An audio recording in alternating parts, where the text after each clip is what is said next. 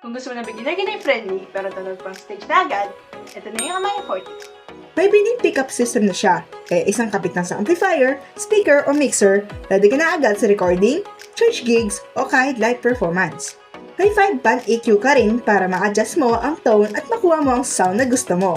At built-in tuner din para hindi ka na manghula sa tuning. Cutaway design na rin siya para mas madali mong maabot ang higher frets para sa lead at solos. At naka-low action na rin ito para hindi ka na rin mahirapan magpindot ng strings lalo na pag nagbabarcodes ka.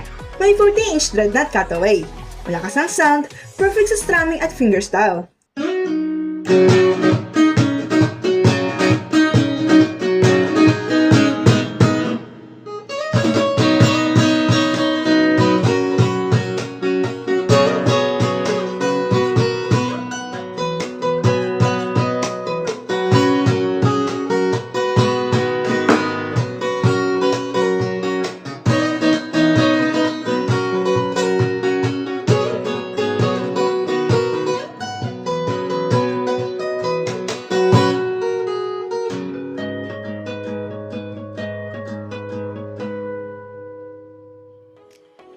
Kaya kung beginner ka na ayaw mas stuck sa basic lang, ito na yung guitar na hindi lang para sa unang practice mo.